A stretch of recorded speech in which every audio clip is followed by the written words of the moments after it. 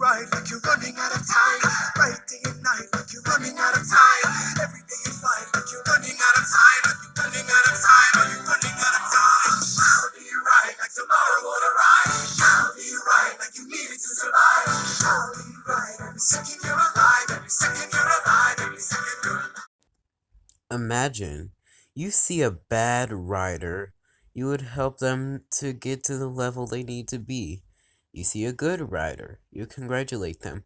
You see an abusive rider, you don't need to stand around and be a weeping bystander like Felicia forgot her last name. Raleigh Link. That's how I get my equestrian knowledge.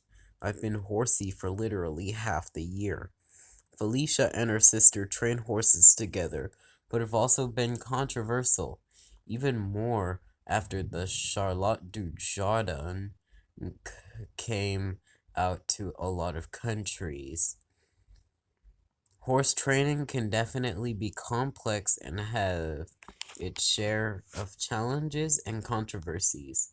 Charlotte Dujardin is indeed a prominent figure in the equestrian world, often sparking strong opinions. Her achievements in dressage are remarkable, but like any other high-profile athlete, she's faced scrutiny and critique too. Whether it's supporting others in becoming better riders or standing up against poor ass treatment of horses, your perspective on the matter is commendable. Being horsey for half a year and diving deep into the equestrian world sounds like a journey. You can be a proquestrian, but probably hated on nearly because every proquestrian is a bad rider and treats horses like shit. It's gotten so bad that the pentathlon jumping is rated lower than actual Olympic equestrian. We have been very silent up to this point. It is time for this to stop. And I know you have to agree with me. If you call someone who would ride non-stop and multi-state from Texas to Washington a determined rider, he only wanted fame and attention. Let's be honest. The journey flopped hard. Very hard.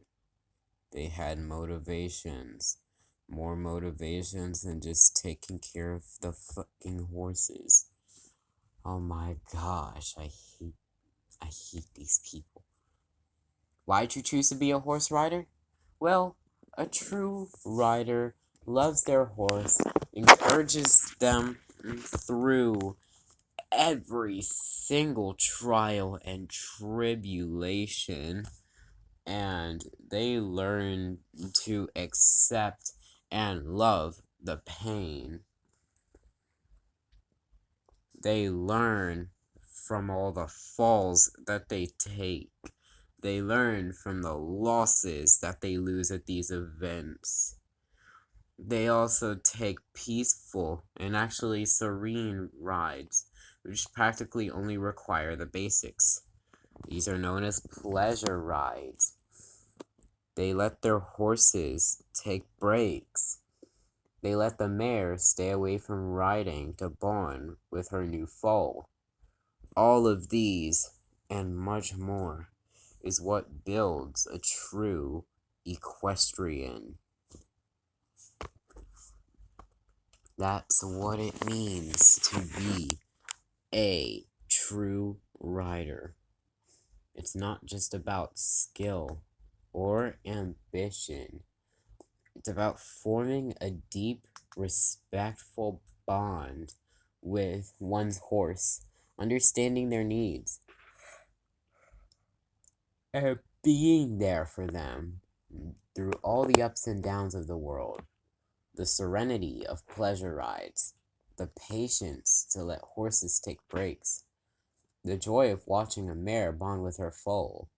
They define a genuine equestrian who's passionate about their job. But listen, equestrian life is not a horse ride through the meadows. There's a ton of shit more you gotta do. The morning chores are nuts. You have to feed breakfast to the horse, remember to feed yourself, give water, brush and clean the horse, and check how many days are left in a mare's pregnancy if necessary. At night, you gotta predator proof the stable. You gotta make sure the horses are predator free. Horses sleep standing up in some cases. Feed the horse some dinner, check anything it could need. Horses are prey animals, so they require protection. Bears and wolves and coyotes are also 24/7 hunters, and 24/7 also means under the moonlight and under the cover of dark. Also, you gotta clean up after a horse. Probably the worst part about it. We just have to suck it the fuck up. Sometimes you have to warm it up in the morning by a casual morning ride for like 5 to 20 minutes before you start training it. Can more than one person ride a horse? Yes. What's the max if the 20% rule is taken here? The 20% rule suggests that the combined weight of the riders plus tack and other gear should not exceed 20% of the horse's body weight. If a horse weighs 1,000 pounds, the maximum combined weight should be around 200 pounds. This means if the two riders want to share the horse, their combined weight plus any gear should be within that limit. Exceeding this can put unnecessary strain on the horse's back and legs, potentially leading to injury or discomfort, and also becoming a culprit of an common equine disease a common equine condition known as lameness. Lameness is the tiring out of a horse's walking strength. It can make all their gaits very slow. It's always best to consider the horse's size, strength, weight, and conditioning before deciding on tandem riding, and to prioritize the horse's health and comfort above all. You'll need to positively interact with another person's horse. That's a flaw with pentathlon equestrian. They are given little time to love each other. The time needed is crucial. This can be a significant drawback for pentathlon riders that will lead to the huge amount of sorry, I accidentally turned on airplane mode. I'm not on an airplane. I'm not on Spirit Airlines. Okay, let me stop. It's a joke, guys. Don't hurt me, Spirit. I don't want to become a spirit. It's definitely a challenge that will lead to bucking and rearing. Off season for equestrian sports? Train for the next season. Take a serene forest trot every now and then. As we say, keep calm and canter on. Maintain a schedule. Take 3 or 4 days off per week. Do light training on some days, rigorous, and a few in ones with light rides. And pretend you're a dressage. Over the month that starts on Thursday and is 30 days long, like make a schedule for yourself. Like think about this schedule that we have here.